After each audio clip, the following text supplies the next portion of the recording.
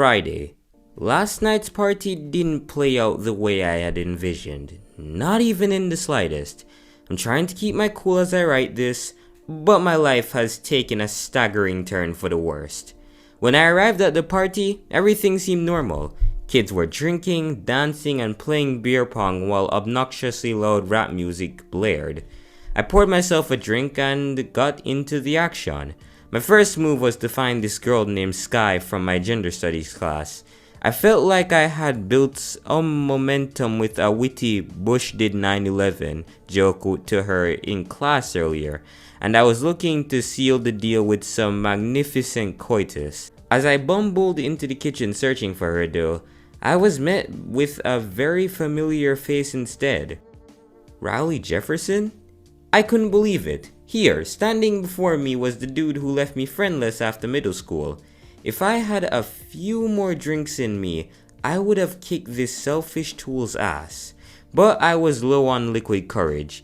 It didn't matter though, because Rowley started apologizing to me. Look, I'm sorry for posting your IP address on 4chan, man. that was gold. I can't say I expected to make amends with an old friend at the party, but I'll gladly take it. After we exchanged a bro hug, I offered to smoke out Rowley with the weed I bought.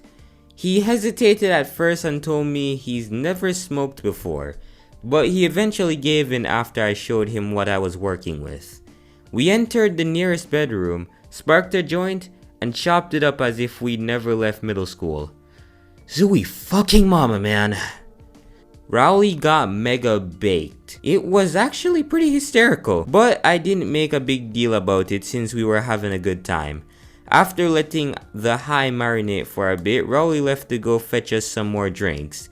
Since I still needed to try to hook up with Sky, I was all for drinking until I gained the confidence to make a move. I thought Greg knew that this is not how you get girls, bro, like, not even fucking close.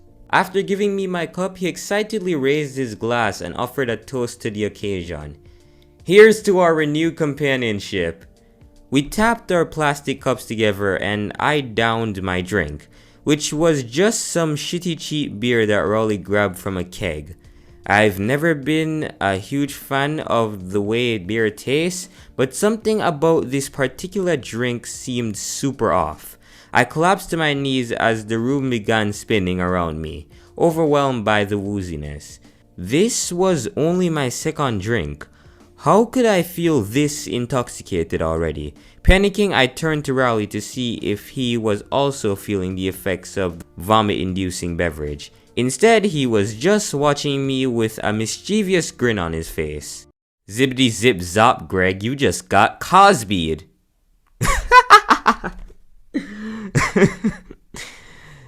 Zippity zip zop, nigga, you just got raped. I guess I shouldn't have trusted Rowley, because the rat bastard fucking roofied my drink. I don't know if it was Xanax or ecstasy or what, but my vision began to steadily blur and I was starting to lose my balance. As Rowley cackled at me, I stumbled out of the bedroom and made my way towards the exit, dodging drunk and sweaty kids the whole way. I can't recall too much from the time I exited the house to the time I passed out, but I do remember feeling like a fool for letting Rowley trick me. Some people just truly never change.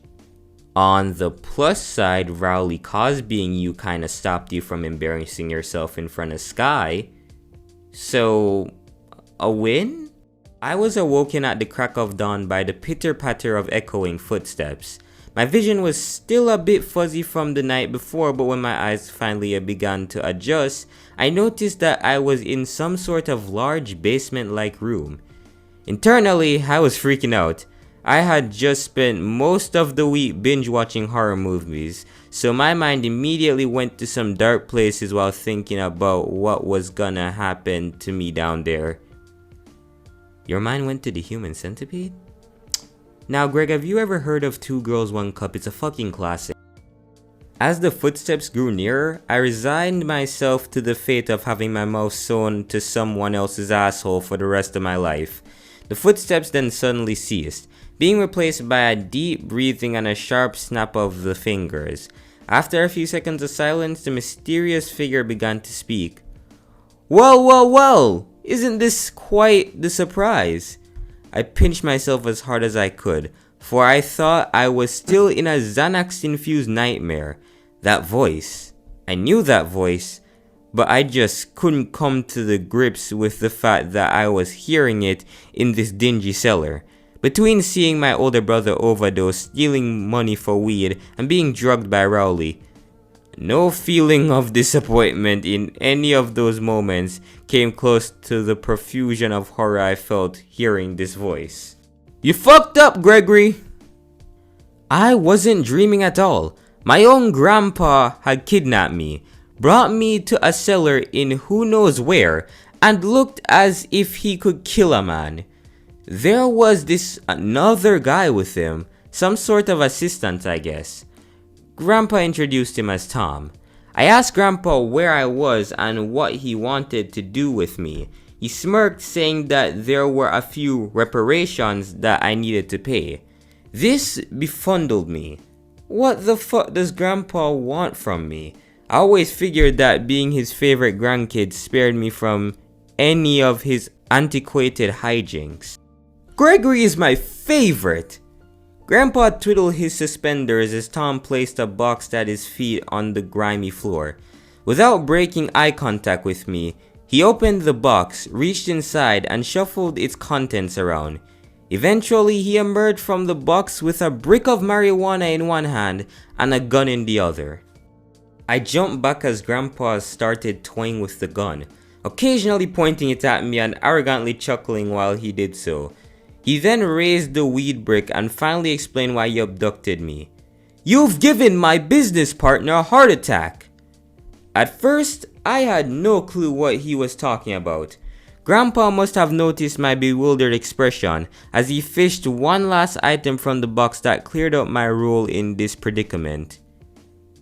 It was a picture of the old lady that I robbed. Yeah, so my camera died, so I couldn't record a video at the end. So this is the next best way to get the message across. All that's left to say is I hope you guys enjoyed the video. It wasn't long, but I hope you guys found it entertaining. And yeah, I think y'all know what to do. The links are in the description. And yeah, I think that's all I have to say. I'll see you guys in the next video. Peace out. Also, things will be back to normal on September 2nd. Keep in mind, I'm still on holiday while recording this.